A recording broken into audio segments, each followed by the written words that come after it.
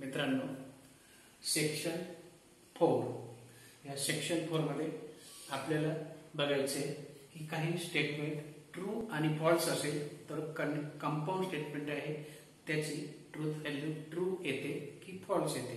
याच्यासाठी आपल्याला काही एक्झाम्पल बघूया। If statements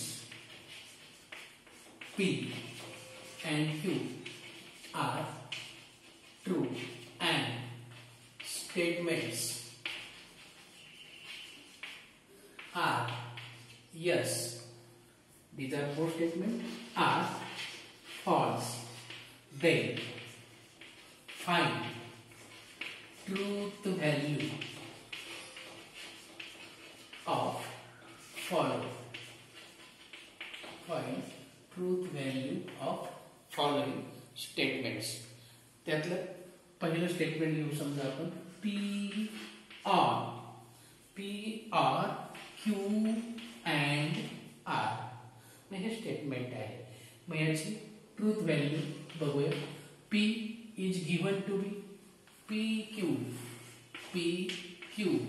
given to be true, R yes given to be false, and therefore P is true.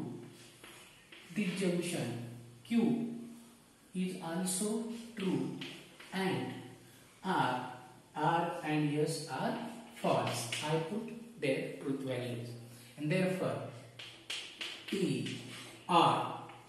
and conjunction. What is condition? Both are true, then only true. Are both true? No. Therefore it is false.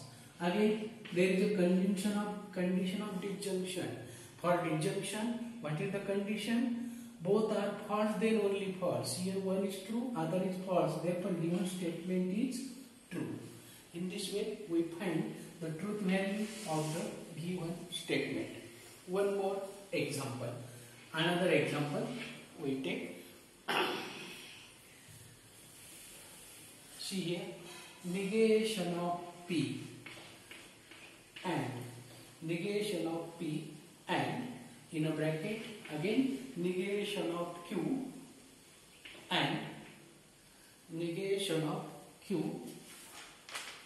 and R, rectangular bracket completes, or Q and R or P and R. This is another rectangular bracket, and we have to find its truth values. We have given to be P, Q true, R is false. Okay, put their truth values. Negation of P is true and bracket negation of Q is also true and R is false. This is rectangular bracket completes, or Q is true and R is false, or P true and R is again false. This completes our bracket.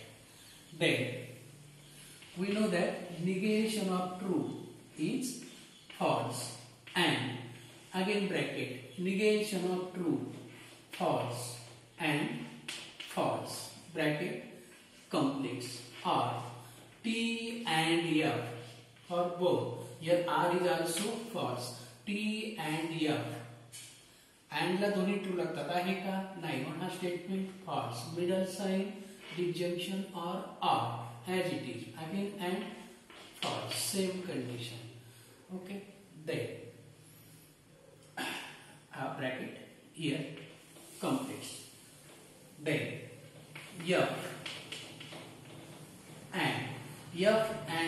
दोन्ही false आहे, it is again false. This is first bracket.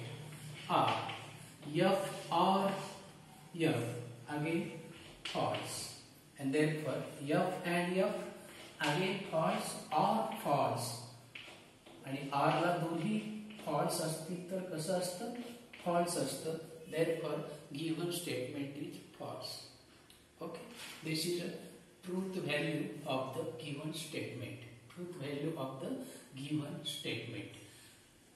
Then tell us one more example. आणखी एक example आपण बघूया। third example,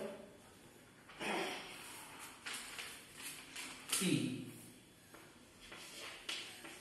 and Q and R are P or Q, then P and Q and again next bracket negation of R disjunction yes. Okay, this is the third example. Let us check its value. Again this is first bracket P and bracket मध्ये again Q and R bracket complete R in next rectangular bracket in round bracket P or Q and negation of R yes. Okay, example is correct one. Now P is given to be true and Q is given to be true and R is given to be false. Okay, these are the truth values. R in next bracket P true or Q also true and negation of R is given to be false or yes is also given to be false. Okay, then true and P and F are both true? No, therefore it is false. This is about first bracket. Okay, then R as it is T or T R ला दोन्ही false लागतात शक्यच नाही and bracket negation of false हा काय आहे true or false. Okay, then T and F is false because and conjunction both must be true then true. It is not here. T as it is and T or F R ला दोन्ही false आहेत का नाही म्हणजे statement कसं आहे true आहे which is equivalent to F or T and T and ला दोन्ही ट्रू आहेत म्हणून इट इज ट्रू स्टेटमेंट आणि ऑर ला दोन्ही फॉल्स असतील तर फॉल्स आहे का नाही म्हणजे जे स्टेटमेंट कसं येईल ट्रू येईल. अशा प्रकारे आपल्याला जर दिलेले स्टेटमेंट ट्रू किंवा फॉल्स असतील तर कोणत्याही स्टेटमेंटची आपल्याला ट्रूथ व्हॅल्यू काढता येते. Okay, we come up to this. Then truth value समजली जमेल. मग आता एक्झरसाइज पहिली जी एक्झरसाइज आहे तिच्यामधले एक्झाम्पल्स आपण सॉल्व्ह करू शकता. Okay, then turn towards next concept is of write negations of the following. त्याच्यात आणखी काही एक्झाम्पल आहेत त्यातलं एक एक दोन आपण बघूया. राईट निगेशन्स राईट डाऊन करायचे आपल्याला. राईट निगेशन्स त्यातलं first example is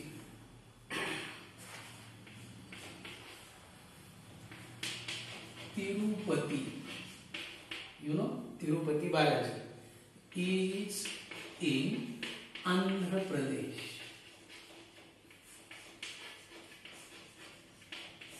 Andhra Pradesh. Okay, मग हे स्टेटमेंट आहे याचं मला निगेशन लिहायचं आहे. मग मी काय करणार दिलेल्या स्टेटमेंटला पहिल्यांदा काय म्हणणार P Tirupati is in Andhra Pradesh.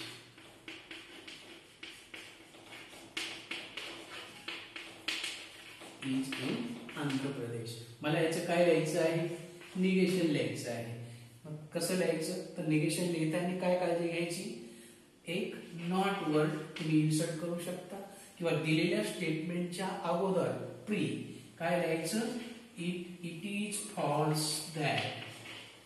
It is false that किंवा it is not true that. तीन प्रकारे लिहू शकता. Insert not word in appropriate place किंवा याच्या अगोदर इट इज फॉल्स दॅट किंवा it is not true that. मग काय आपल्या सिंपल लँग्वेज मध्ये Tirupati is not in Andhra Pradesh. मग एखाद्याने असं लिहिलं तर it is false that Tirupati is in Andhra Pradesh चालेल. It is not true that Tirupati is in Andhra Pradesh तरी सुद्धा चालेल. हे स्टेटमेंट पॅटर्न लिहिण्याच्या निगेशन लिहिण्याच्या वेगवेगळ्या मेथड्स आहेत. ओके, दुसरं वन मोर आणखी एक्झाम्पल घेऊया. √2 is a rational number. √2 is a rational number. √2 is a rational number. मग आपण काय करणार, दिलेल्या स्टेटमेंटलाच पी म्हणणार. कोणतं, √2 is a rational number. √2 is a rational number. आणि मग त्याचं निगेशन काय आहे ना, negation √2 is not a rational number. किंवा it is false that √2 is a rational number, or it is not true that √2 is a rational number. One more example we take. √3 is not root of the equation. 3 is not root of the equation x square plus 3x minus 18 equal to 0. हे तुमचं example आहे. मग आता हे तुमचं दिलेल्या स्टेटमेंटला आपण काय म्हणणार, पी. कोणतं, 3 is not root of the equation x square plus 3x minus 18. Okay, मग याचं निगेशन. आता निगेशन कसं लिहिणार, दिलेलं काय आहे, √3 इज नॉट. मग इट इज फॉल्स दॅट किंवा it is not true that. काय, 3 is not root of the equation x square plus 3x minus 18. It is not true that 3 is not, double not आलं. म्हणजे दुसऱ्या भाषेत असं पण लिहिता येईल आपल्याला, 3 इज डबल निगेशन म्हणजे कॅन्सल होतं, मायनस मायनस प्लस होतं. 3 is root of the equation what is x square plus 3x minus 18. 3 is a root of the equation x square plus 3x minus 18. अशा प्रकारे आपण त्यांचे निगेशन सुद्धा घेऊ शकतो. ओके, देन कारण निगेशन. आता याचा उपयोग करून तुम्ही बुक्स मधली इतर एक्झाम्पल सॉल्व्ह करू शकता. एक्सरसाइज मधली पण एक्झाम्पल आहे, ती पण तुम्हाला जमतील नाही, जमायलाच पाहिजे. Okay, then turn towards next concept, statement pattern. Next concept is statement pattern. Statement pattern. आता we have seen simple statements P, Q, R. हे simple statement आहे. Okay, and these are logical connectives. Conjunction, disjunction, implication, double implication, negation. We mix them. याचं काय करायचं, combination करायचं. Mix them and form a new compound statements by combining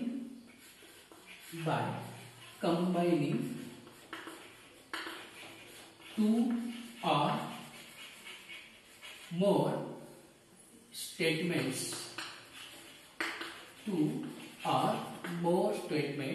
together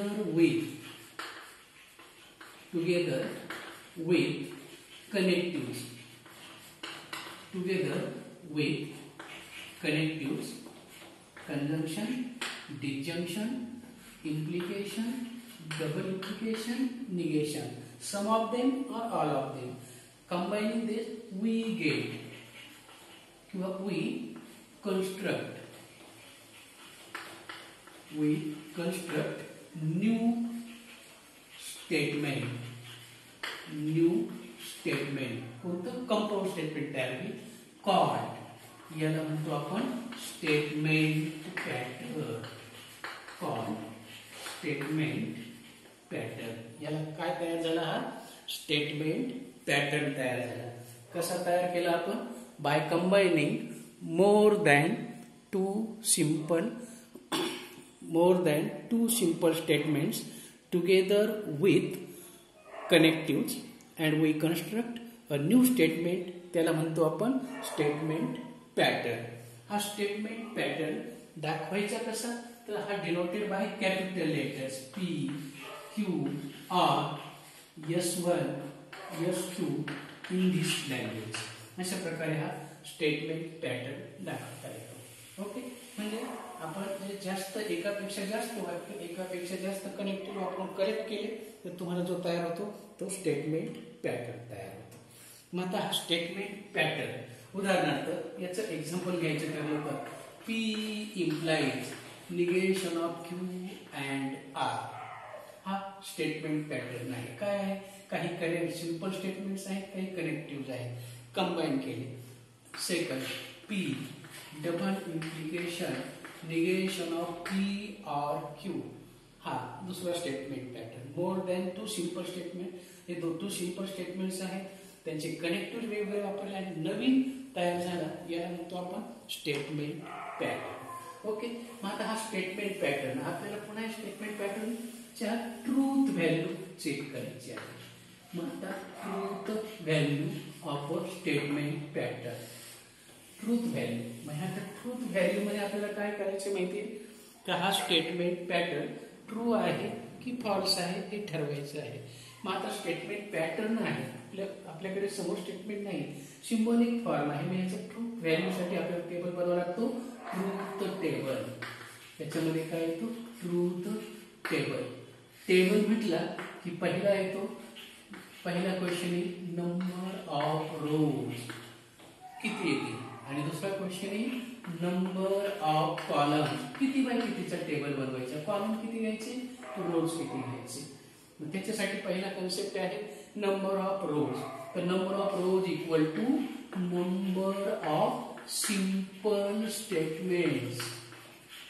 number of simple statements in given statement pattern. किती rows घ्यायचे, जेवढे simple statement असतील तेवढे ते 2 हा कुठे घ्यायचा, 2 नंबर ऑफ सिंपल स्टेटमेंट एवढे तुमचे रो होतील. का बरोबर 2 इथला, तर एका स्टेटमेंटला किती ट्रूथ व्हॅल्यू असतात, 2 ट्रूथ व्हॅल्यू असतात. मग असे 2 स्टेटमेंट असतील तर 2 बरोबर 4 ट्रूथ व्हॅल्यू येतील. 3 स्टेटमेंट असतील तर 2 बरोबर 8 ट्रूथ व्हॅल्यू येतील. अशा प्रकारे नंबर ऑफ सिंपल स्टेटमेंट काढायचे, ते 2 घ्यायचे, तेवढे तुमचे काही नंबर ऑफ रोज येतील. आता number of columns. Number of कॉलम्सचं सिंपल पार्ट आहे, number of simple statements already आपण वरती कॅल्क्युलेट केली. नंबर P, Q, R ज्या असतील त्यांना सिंपल स्टेटमेंट त्यांची संख्या मोजायची. ओके, हे number of simple statement plus number of different connectives. Number of different connectives एवढे तुमचे कॉलम आहेत. समजा हे स्टेटमेंट आहे P implies negation of Q and R. हे तुमचं स्टेटमेंट आहे. मग याच्यात रोज किती स्टेटमेंट किती आहे बघा, P, Q, R. मग 2 बरोबर 8 ट्रूथ व्हॅल्यू येतात. याच्या ट्रूथ व्हॅल्यू किती आहे, 8 आहे. कॉलम किती, तर number of simple statement plus connective बघा, इम्प्लिकेशन, निगेशन, कंजंक्शन, कनेक्टिव्ह पण 3 आहे. म्हणजे याचे कॉलम किती येतील, 6 कॉलम येतील. तर असा हा number of rose, number of column. नंतर ट्रूथ व्हॅल्यू कशा लिहायच्या त्या आपण बघूया. त्याच्यासाठी